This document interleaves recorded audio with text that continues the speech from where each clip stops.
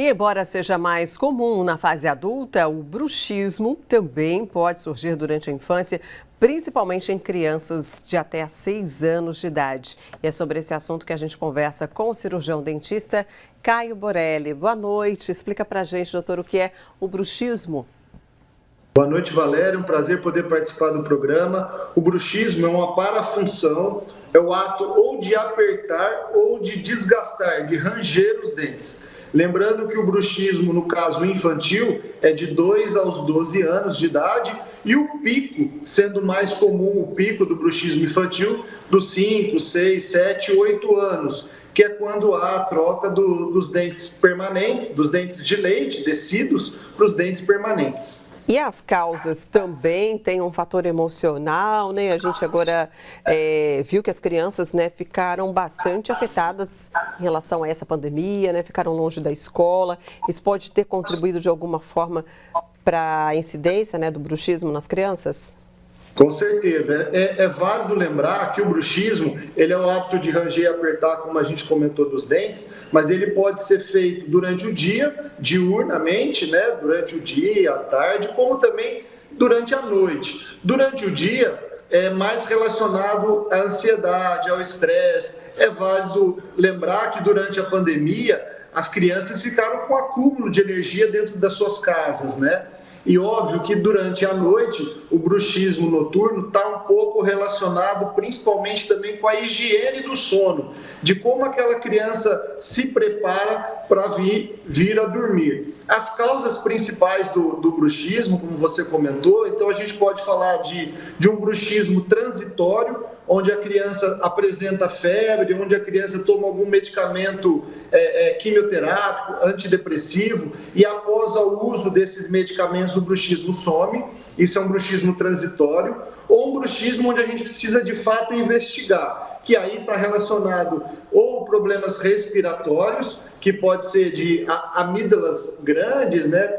Precisa aí, quem sabe, ter orientação médica para remoção, problemas respiratórios de adenoide, problemas relacionados se os pais estão separando, mudança de escola, se a criança se cobra muito em relação ao seu dia a dia, estresse, se ela sofre algum tipo de bullying. Então, veja que a causa do bruxismo, ela é multifatorial, precisa de fato ser investigada, obviamente não só o cirurgião dentista, mas outros profissionais da área da saúde.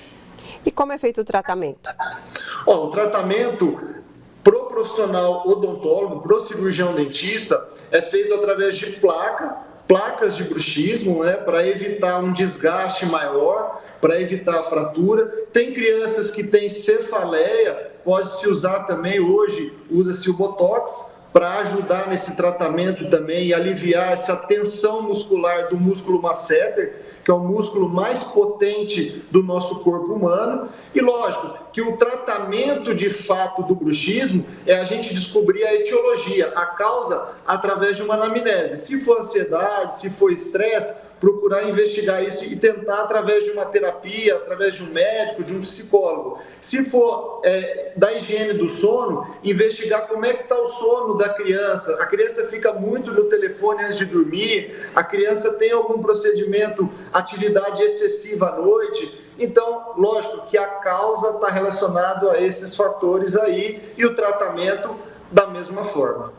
Quais as consequências, né? Você falou aí que tem um risco aí também para a saúde dos dentes. Olha, as consequências vão desde a criança, obviamente, ter dificuldade em várias situações, porque ela pode, junto com o bruxismo, desenvolver déficit de atenção, né? Ela não consegue ali se concentrar devido ao apertar ou desgastar dos dentes.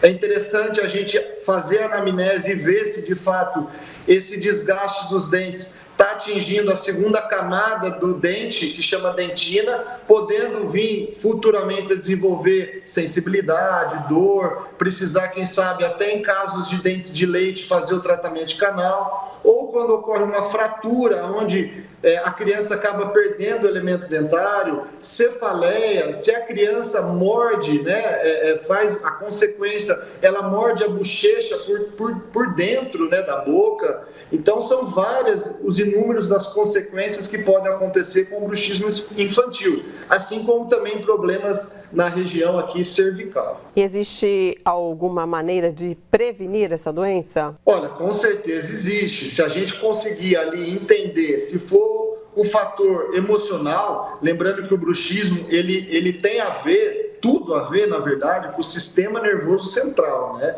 Então a gente vai investigar ali o nosso filho, a nossa criança, enfim, o nosso paciente de uma maneira global. Então entender a rotina dela, tentar buscar de que forma ela está fazendo suas atividades, tentar prevenir, obviamente, a higiene do sono, ela poder ali no fato à noite ter um sono mais tranquilo, desligar o telefone 1 hora antes, tentar fazer uma atividade mais leve nesse sentido.